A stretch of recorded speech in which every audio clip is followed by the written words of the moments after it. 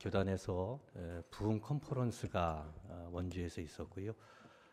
그리고 우리 당회원 워크숍이 속초에서 1박 2일 동안 있었습니다. 시간마다 하나님의 말씀을 배우고 또 7시간 이상 마라톤 회의를 계속하면서 한 가지 목적이 있었다면 우리 교단이 부흥했으면 좋겠다라는 염원과 우리 교회가 보다도 아름답게 성장했으면 좋겠다라는 그런 마음으로 부흥 컨퍼런스와 당회 워크숍을 다녀왔습니다. 교단에서도 이대로는 안 된다라는 의식을 가지고 있지요. 그래서 다시금 일어서야 된다, 다시금 살아나야 된다. 부흥 컨퍼런스를 통해 가지고 은혜를 받고 또 어떻게 해야 될지, 미처 살피지 못한 부분은 무엇인지, 또 돌이켜 회개해야 될 것도 또 무엇인지, 찬양 속에서, 기도 시간에서, 또 말씀 속에서 그 감동을 받고 또 새롭게 충전되어지고 채워지는 그런 느낌을 받고 돌아오게 되었고, 당회 워크숍도 역시 무척 힘든 시간이었습니다. 많은 시간 함께 교회의 교육 부서나 예배 여러 부분 속에서 우리 교회가 미처 보지 못하고 놓치고 있는 부분은 없는지, 또 어떻게 해야 보다도 하나님께서 기뻐하시는 교회 공동체를 이루어 나갈 것인지 되돌아보면서 한없는 부족함에 대한 반성도 해보고 다짐도 또 새롭게 하고 하는 시간을 갖게 되었습니다. 아마 이와 같은 일들을 하게 되는 것은 건강한 교회를 세워서 주님께서 맡겨주신 사명을 잘 감당해야 되겠다라는 그런 마음에서 비롯됐다라고 이야기할 수 있습니다. 오늘 본문 말씀이 바로 나타나는 바울의 마음이 저는 바로 그와 같은 마음이었다고 생각합니다. 로마에 있는 교회는 사실 바울이 한 번도 가보지 않은 지역입니다. 로마에 있는 성도들을 바울이 안 사람이 없어요. 다만 소문으로 로마 교회가 세워졌는데, 이 로마 교회는 스스로 사람이 가득하다. 그리고 모든 지식이 다 채워져 있다. 선함이 가득하고 모든 지식이 채워져 있는 상태에서 또 모든 것들을 받아들일 만한 주의 사역을 잘 감당하고 있는 그런 교회였다라는 것을 소문을 듣고, 바울 스스로도 로마에 있는 교회는 정말 건강하게 아름답게 잘 성장하는 교회라는 것을 확신했다라고 이야기를 합니다.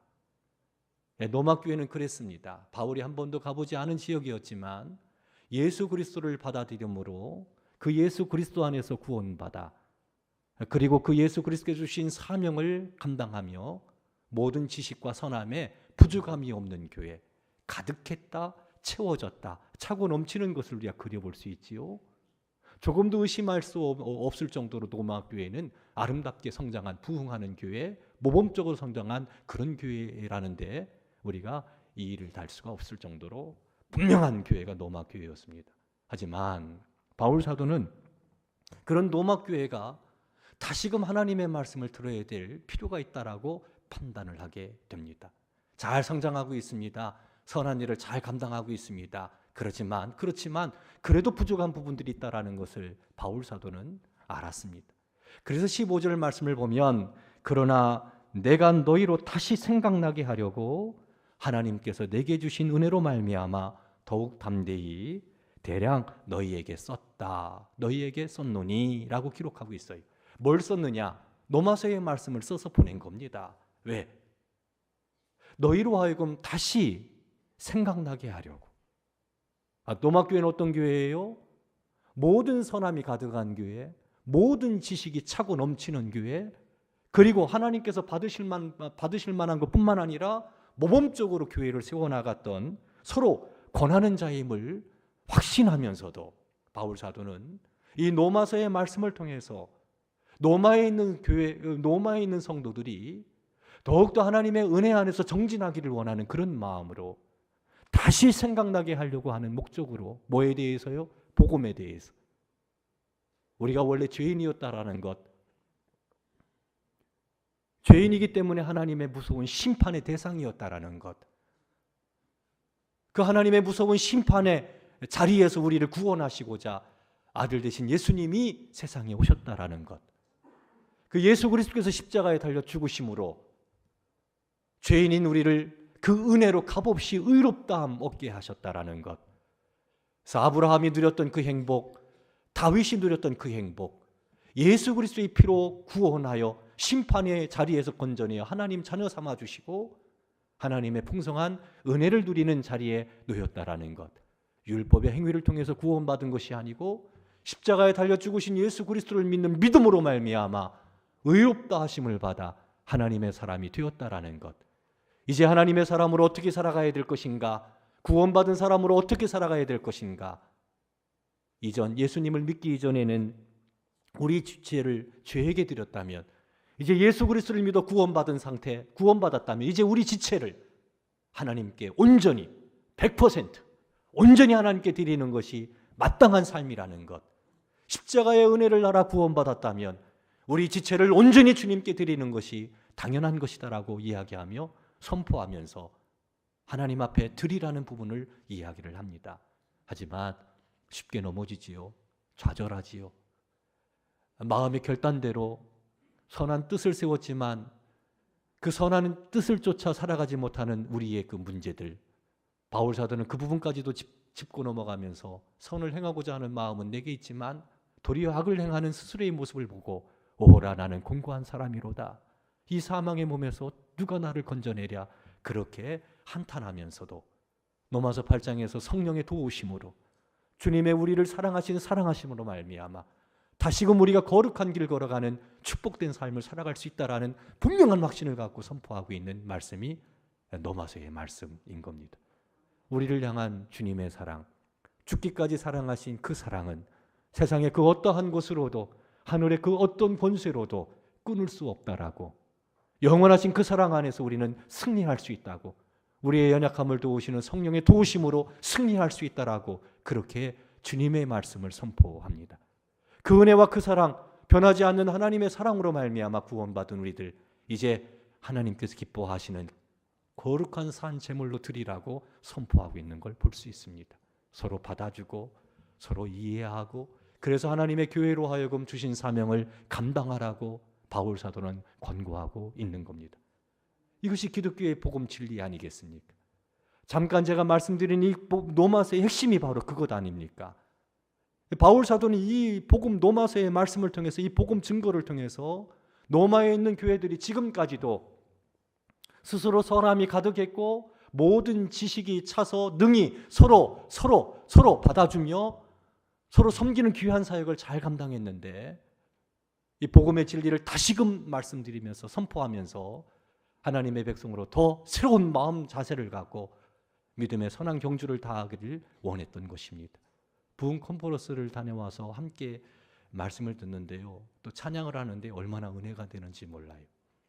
기도하는데 얼마나 은혜가 되는지 몰라요. 하나님의 임재하심을 다시 경험합니다. 그러면서 부족한 부분들을 회개합니다. 어떻게 해야 될까 다시금 새롭게 다짐합니다. 결단합니다. 뭐 그런 것들을 그리면서 바울 사도는 로마에 있는 교회에게 다시 그들로 하여금 생각나게 하려고 이 로마서의 말씀을 썼던 것을 우리가 이해할 수가 있습니다. 저는 작년 12월 4일 첫 주부터 오늘까지 아마 모르긴 몰라도 이게 올해까지 다 가게 될 것 같아요. 바울 사도와 같은 심정으로 로마서의 말씀을 매 주일마다 나누었습니다. 목적은 바로 거기에 있습니다.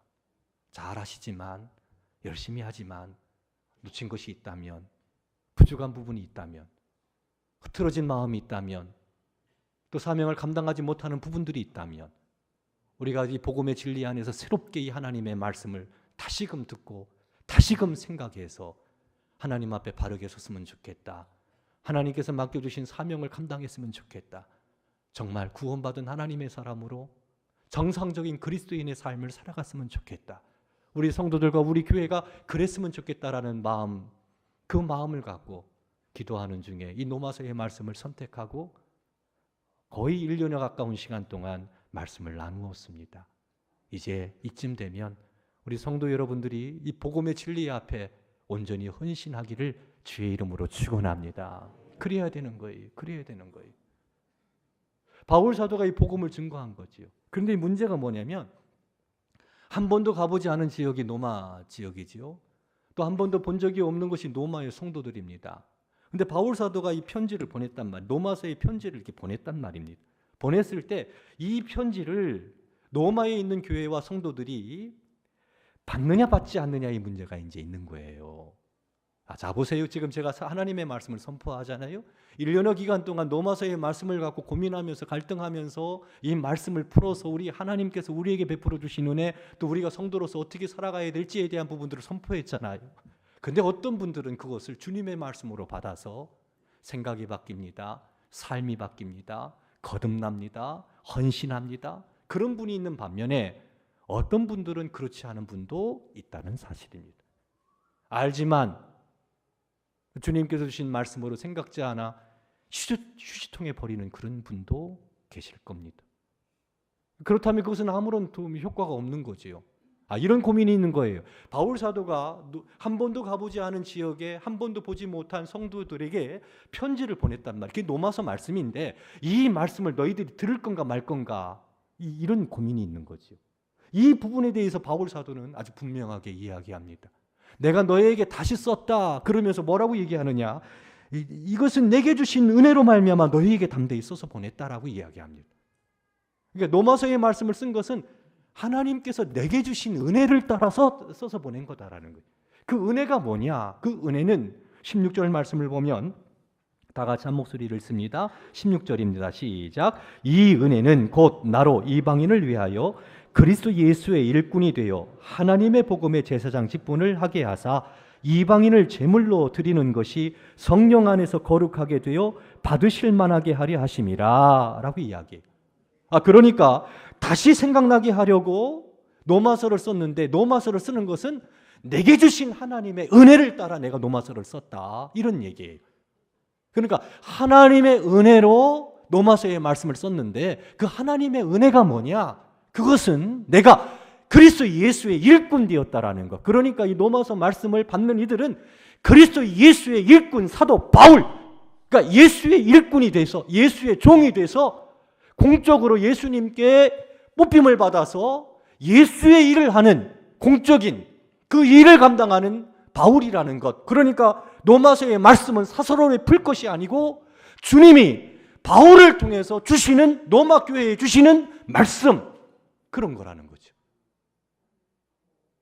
그러니까 이 로마서의 말씀을 받을 때 로마에 있는 교회는 이 그리스도 예수의 일꾼 그분의 명령을 받아서 로마서의 말씀을 전달해 주었으니까 그 바울 사도의 말은 그 개인의 말이 아니라 주님의 말씀으로 받아들이라는 것.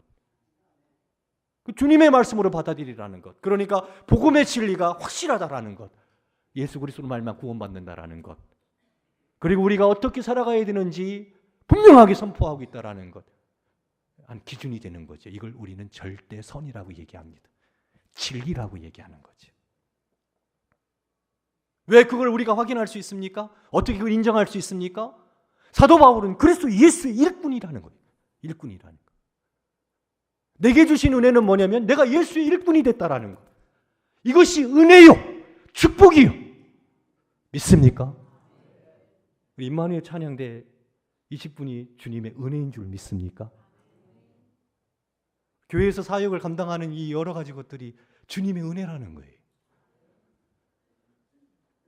주님의 일꾼으로 삶을 살아간다는 것은 은혜요, 축복이요. 많은 사람들 열심히 살지만 먹고 마시기 위해서 명예 권력을 위해 살잖아요. 근데 우리 예수 그리스도를 믿는 사람들은 영광의 나라, 주님을 위해서 일하는 사람이 하나님의 동역자라고 표현하고 있습니다.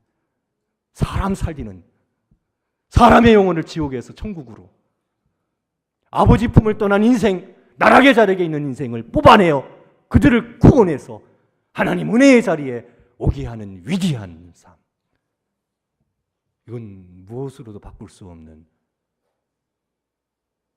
귀중한 일이지요. 하나님의 교회를 세운다라는 것, 하나님의 교회입니다. 그 안에 교회 부흥을 위해서 밑거름이 된다라는 것, 어떠한 것보다도 가치 있는 일이요. 바울 사도는 그것을 생명보다 귀한 것이다라고 이야기합니다. 연말이 되면 목사님 못해요, 안 돼요, 할 수 없어요. 은혜를 거절해요. 은혜를 거부해요. 그러지 마세요. 하나님의 교회의 일꾼으로 일한다라는 것은요, 그 어떤 일이든지 간에 아주 귀한 겁니다. 할렐루야. 로마서 말씀을 보면 이렇게 돼 있어요. 로마서 16장으로 넘어가면 하나님의 교회를 받들어 섬긴 사람들의 이름이 쫙 나옵니다. 교회 안에서 사역했던 사람들의 이름이에요. 구원받은 하나님의 사람은 하나님의 교회에 한 사역을 감당해야 된다는 겁니다. 동시에 로마서 15장에서는 복음을 증거하라는 거예요. 그러니까 이렇게 그려볼 수 있어요. 구원받은 하나님의 사람은 교회 바깥에서는 영혼 구원하는 일, 복음을 증거하는 일, 교회 안에서는 사역을 감당하는 일. 이 두 가지 사역을 로마서 15장과 로마서 16장은 분명히 이야기합니다. 그래서 로마서 15장은 그리스도 예수의 일꾼이라는 말로 복음 전파에 대한 부분을 강조하고 있고, 로마서 16장에서는 하나님의 교회의 일꾼이라는 말로 교회 사역의 일꾼들에 대한 이야기를 하고 있는 거예요.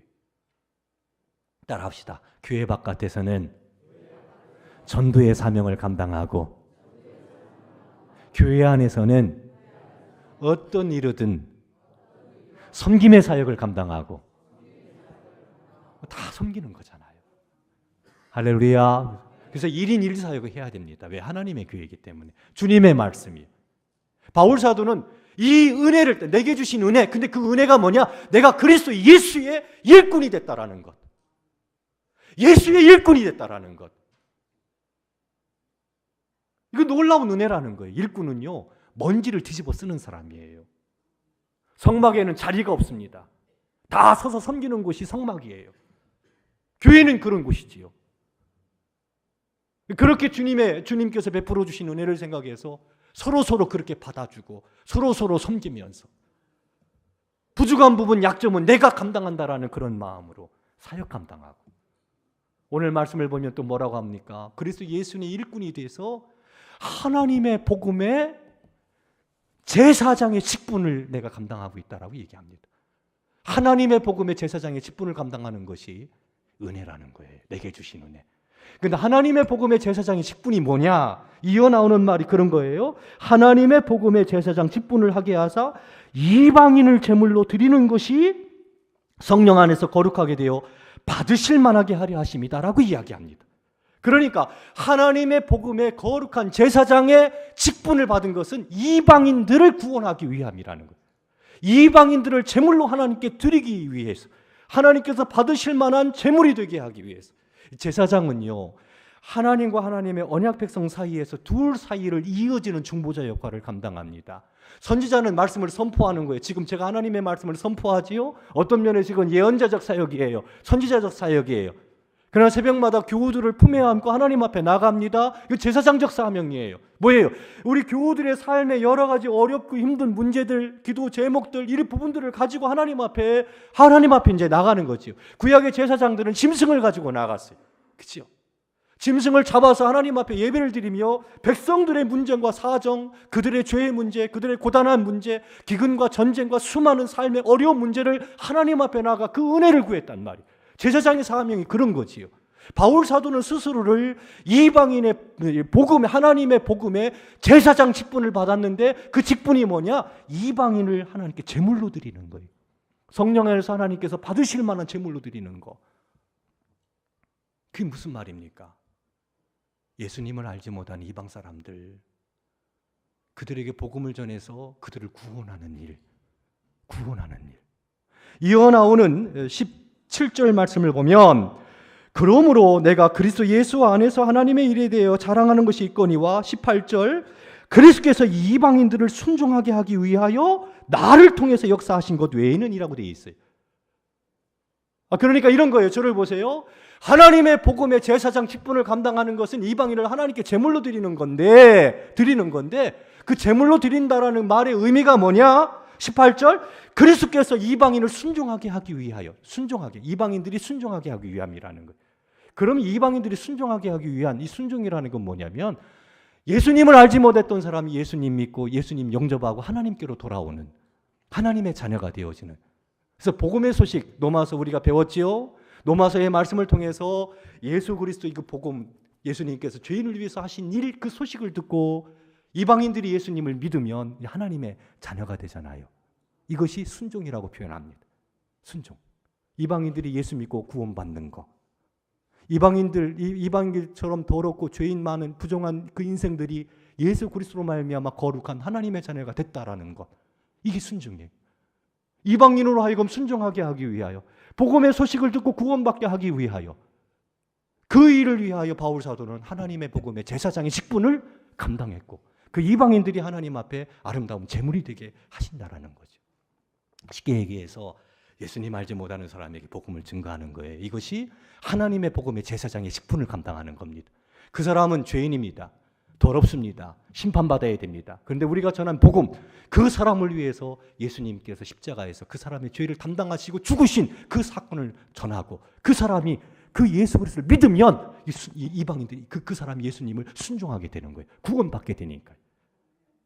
이것을 위해서 바울 사도는 하나님의 일꾼, 하나님의 복음의 제사장, 하나님의 은혜, 내게 주신 은혜, 구원받게 하는 거 말이에요. 이것만을 자랑하는 거예요. 이것만을 자랑하는 거예요. 사람의 영혼을 구원한다라는 거, 이것이 바울 사도의 자랑이었어요. 그 영혼을 구원하는 것이 자랑이었던 것이지요.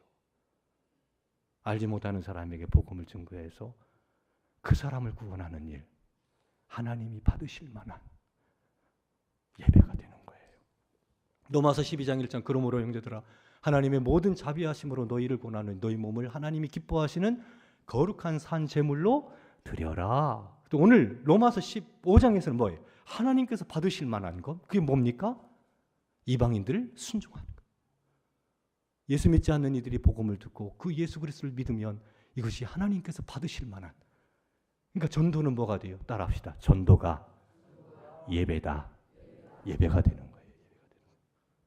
예배가 되는 거예요. 우리가 전하지 않으면 사람의 영혼 구원되지 않습니다. 영혼 구원되지 않습니다. 가서 전하면 교회가 세워집니다. 영혼이 구원받습니다. 가면 구원의 역사가 일어납니다. 안 가면 없습니다. 가면 돼요. 안 가면 없습니다. 왜 그런 줄 아세요? 앞말씀 따라 보겠습니다. 18절 다 같이 읽습니다. 시작. 그리스도께서 이방인들을 순종하게 하기 위하여 나를 통해서 뭐 하사? 따라 합시다. 나를 통하여 역사하시는 주님. 언제요? 가서 전할 때 역사하신다는 거예요. 누가요? 그리스도께서 이방인들을 순종하게 하기 위하여 나를 통해서 역사하셨다. 바울 사도가 복음을 듣고 나가면 바울 사도를 통해서 하나님께서 일하신다라는 거예요. 이방인들의 그 제물로 하나님께 드리고자 나가서 전도하면 헌신한 거지. 그러면 주님께서 역사하신다라는 거예요. 말과 행위와 표적과 기사와 능력으로, 성령의 능력으로 역사하신다고 말씀하고 있어요. 말과 행위와 능력으로, 성령의 능력으로 우리를 통해서 역사하신다는 거예요. 그 주변에 예수님을 알지 못하는 사람이 있지요. 그 영혼 구원받아야 되잖아요. 그런데 하나님께서 우리가 복음을 증거하고 복음을 전하면 그 전도에 미련한 것을 통해서 전도가 미련해 보여요. 진짜 미련해 보여요. 저게 뭐 선한 일이 일어날 수 있겠어? 그런데 그 하나님은 그 전도에 미련한 것, 그걸 통해서 영혼을 구원하신다는 거죠. 이방인으로 하여금 순종하게 하기 위해서 나를 통해서 역사하시는데, 그래서 이 복음을 증거하고 나가게 되면요, 치유의 역사가 일어납니다. 할렐루야. 왜 그런가 보십시오. 선교지에 갔을 때 기적의 역사들이 많이 일어난다고 해요. 예수를 알지 못하는 사람들이죠. 우상을 섬기고 있는 사람들이죠. 근데 복음을 증거할 때 어떤 일이 벌어집니까? 대부분 선교지에서 교회로 나오는 사람은 인생에 문제를 가지고 있는 사람들이 나와요. 죽을 병에 걸렸다든지 몸이 아프다든지. 교회 가서 한번 기도해봐. 그래서 교회 나와서 이 기도를 받았는데 이게 나아요. 치유가 일어났어. 이게 뭐지? 자기들이 믿는 신 앞에, 우상 앞에 예배를 드렸을 때에는 그게 고쳐지지 않았는데, 주님 앞에 나와서 교회에 나와서 선교사님께 기도를 받았는데 이게 치유가 일어나는 거예요. 이게 뭐지? 하나님 살아계시네? 하나님이 생신이네? 그리고 귀를 열고 그리고 복음을 받아들이게 되는 거예요. 따라합시다. 말과 행위, 표적과 기사, 능력으로 나타나는 하나님의 역사. 그래서 그들로 하여금 표적 자체가 목적이 있는 거 아니라 그걸 통해서 예수 그리스도를 알게. 바울 사도가 한 섬에 이르렀을 때 독사에게 물렸잖아요. 저거 다 죽는다. 풍랑에는 구원받았지만 원체 잘못한 것이 있어서 그 신이 노하셔가지고 저 바울은 죽이려고 독사에 물게 했구나. 이렇게 섬 사람들 원주민들이 생각했어요. 근데 안 죽어요. 안 죽어요. 이게 뭐지? 그 섬에 아픈 사람을 데리고 옵니다. 바울 사도가 기도하니까 치유받았어요. 이게 뭐지? 그리고 바울 사도의 말씀에 귀를 기울여요. 그들이 죄인이었다라는 거. 예수님께서 그 죄인을 위해서 오셨다라는 거. 십자가에 달려 죽으셨다라는 거. 그 예수 그리스도 안에서 그들을 살려주신 하나님의 권속이 될 수 있다라는 거. 그리고 그들이 예수를 믿고자 결단하고 세례를 받고 교회가 세워지고 그런 거죠. 그러니까 바울 사도를 통하여 하나님이 역사하신 거예요. 할렐루야. 바로 그와 같은 역사가 일어나게 되는 겁니다. 사랑하는 성도 여러분, 예수 그리스도 안에서 우리는 그리스도 예수의 일꾼으로 부름받았어요. 그 일은 뭡니까? 첫 번째, 하나님의 복음의 거룩한 제사장 직분을 감당하는 겁니다. 하나님의 복음의 거룩한 제사장의 직분이 뭡니까? 이방인을 제물로 하나님께 드리는 거예요. 이방인을 제물로 드린다라는 말은 또 뭡니까? 전도하는 거예요. 전도하는 거예요. 그것을 위해서 부름받은 거지요. 그렇죠? 교회는 그것을 위해서 세움받은 데잖아요. 그렇지요. 그렇지요. 우리를 통해서 역사하시는 주님, 주님께서 우리를 통해서 또 다른 영혼, 우리 가족을 구원하기를 원하시오. 예수 믿지 않는 사람들을 구원하기를 원하시는 거예요. 믿으시면 아멘 하시기 바랍니다. 아멘 하시기 바랍니다. 그런데 나가서 전하면 누가 역사하셔요? 그리스도께서. 누구를 통하여? 나를 통하여. 뭐가 나타나요? 말과 행위와 표적과 기사와 능력으로, 성령의 능력으로 이방인으로 믿어 순종하게 하신다는, 이걸 믿고 나가는 거예요. 의심하지 않고 믿고 나가는 거예요. 여기 헌신이 필요합니다. 112 새생명 전도 축제를 위해서 전도 대상자들을 기록하고 냈는데 현재까지 51명이 이렇게 헌신하셨어요. 적어도 우리 교회 규모로 본다면 깎아도 적어도 기도원에 300용사는 돼야 되죠. 쓰셨어요? 원사님들? 쓰셨어요? 왜 안 쓰세요? 왜 안 쓰세요? 아이고, 오면 뭐예요? 여기 또 나갈 텐데. 나갈 거예요. 오시면 나갈 거예요. 틀림없어요. 부흥 컨퍼런스에서 내가 깜짝 놀란 거 있어요. 저도 8년 동안 이 데이터를 가지고 있거든요. 거의 100여 명 이상씩 우리 교회에 오시는데 거의 3분의 1 정도가 정착해요. 근데 어느 교회 목사님이, 강연하시는 목사님이 당신의 교회 얘기를 쭉 하면서 얘기하는데 자기네 교회도 그렇대요. 그 정도 되는데 3분의 1 정도가 정착한다고. 근데 그래도요, 전해야 되는 거예요. 왜? 주님의 뜻이기 때문에. 우리는 거기에다가 토를 달 수가 없어요. 왜? 따라합시다. 그리스도 예수의 일꾼. 크게요. 그리스도 예수의 일꾼. 전하는 거는 내가 하고 구원되게 하시는 분은 하나님이시거든요. 나를 통해서 역사하시니까. 그런데 내가 입을 닫고 있다면 어떠한 역사도 일어나지 않습니다. 바울 사도는 분명한 확신을 가지고 있었어요.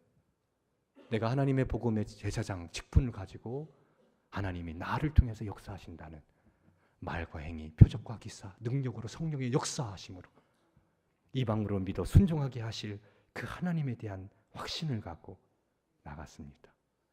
신앙의 연륜 자랑하십니까? 전도 대상자 쓰지 않는 것은 부끄러운 일이에요. 그렇지요. 그런데 누구한테 전도해야 되느냐? 그 대답을 오늘 말씀을 통해서 발견할 수 있습니다. 20절 말씀 다 같이 한 목소리 읽습니다. 시작. 또 내가 그리스도의 이름을 부르는 곳에는 복음을 전하지 않기를 힘썼노니 이는 남의 터 위에 건축하지 아니하리 함이라. 기록된 바 주의 소식을 받지 못한 자들이 볼 것이고 듣지 못한 자들이 깨달으리라. 저를 보세요. 그러니까 전도 대상자는 누구냐? 주의 소식을 듣지 못한 사람들, 주의 소식을 받지 않은 사람들. 바울 사도는 이 원칙을 분명하게 고수하면서 사역을 감당했습니다. 이방 사람들, 아직 은혜의 혜택을 받기 어려운 사람들에게 복음을 증거할 때 역사하신다는 거죠. 그런 거예요. 주변에 예수 그리스도에 대한 소식을 듣지 못한 사람들이 우리가 품어야 될 전도 대상자들이라는 거예요. 내 입맛에 맞고 이게 아니고 예수의 복음의 소식을 듣지 못한 사람들, 이 사람들이 우리의 전도 대상자가 되는 거예요. 안 믿을 것 같지만, 안 나을 것 같지만, 그래도 주님께서 나를 통해서 말과 행위, 표적과 기사, 그리고 성령의 능력으로 역사하실 것들을 확신하면서 전하라고 했으니까 전하는 거예요. 그 영혼 구원해야 되잖아요. 우리 권사님들과 함께 지구촌교회에서 한 이동원 목사님이 하고 있는 필그림 하우스에 일을 수련회를 갔다 왔습니다. 거기에서 주 하고 있는 것이 철로 육정에 대한 이야기예요. 전에도 한번 갔다 왔고, 그래서 이제 교육받을 때 이렇게 있으면서 철로 육정을 한번 새롭게 좀 봐야 되겠다고 책을 샀어요. 그 책을 읽는 중에 그런 이야기가 나와요. 전도자가, 그러니까 그 복음의 말씀을 들은 사람이 막 고민하는 거예요. 그 글을 향해서 고집과 온순이 따라오는데, 고집은 그 전도자, 그 순례자 그를 떠나가요. 바보 같은 사람이라고 하면서. 그런데 온수는 그와 함께 동행하는 기록을 보게 되는 거지요.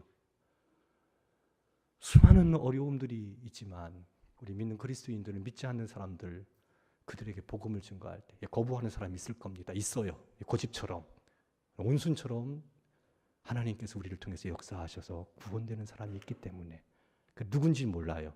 그렇기 때문에 복음을 증거하는 거죠. 이것이 하나님께서 받으실 만한 예배가 되는 거예요. 구원받았지요. 하나님의 은혜로 축복받았지요. 주변에 예수님을 알지 못하는 사람이 우리가 품어야 될 전도 대상자요. 그분들을 위해서 나를 불러주셨다라는 믿음을 갖고, 또 나를 통해서 역사하신다는 분명한 믿음의 고백을 갖고, 이 시간 우리 성도 여러분들이 이방인을 하나님께 드리는 거룩한 일에 헌신하기를 주의 이름으로 축원합니다. 주님께서 역사하셔서 우리의 부족한 부분들을 채우실 거고, 그래서 큰 일들을 감당하실 주님을 찬양합니다. 여러분은 구원받은 하나님의 사람들입니다. 주님께서 사랑으로 주신 귀한 것 가슴에 다 새기고, 그 주님께 죽기까지 하시면서 우리를 사랑하시 주님께서 뭘 원하시는지 그 주님의 마음을 이해하려서 영혼을 품고 일일 전도 축제에 함께 헌신해서 함께 하나님 앞에 이방인을 제물로 드리는 일에 함께 할 수 있는 하나님의 기쁨이 되는 예배자 성도 여러분들 되기를 주님의 이름으로 축원합니다. 자비로우신 하나님 아버지 감사합니다. 버림받은 사람, 죄악 가운데 있었던 사람, 아무런 소망 없던 사람, 이런 우리를 주님 사랑하셔서 택하여 구원하시고 왕같은 제사장, 하나님의 거룩한 자녀 삼아주신 은혜 감사합니다. 주님께서 우리에게 너도 가라고, 내가 한 것처럼 너도 가서 복음을 전하라고, 그리스도 예수의 일꾼으로 삼아주신 그 은혜, 하나님의 복음의 제사장의 직분을 주셔서 이방인들을, 주님을 알지 못하는 사람에게 복음을 증거하는 위대한 이 귀한 사명 우리에게 주셨는데, 하나님 이거 가볍게 여기지 말게 하시고 주님의 마음을 알아 이 일에 헌신하여 우리를 통해 역사하시는 주님의 놀라운 역사를 보며 구원되어지는 놀라운 광경을 바라보며 아버지 우리 영혼이 기뻐 뛰게 하시고 사명자로 하나님의 기쁨이 되는 삶이 되게 하여 주시옵소서. 예수님의 이름으로 기도드리옵나이다. 아멘. 찬송가 511장 찬송 부르시겠습니다. 찬송가 511장입니다.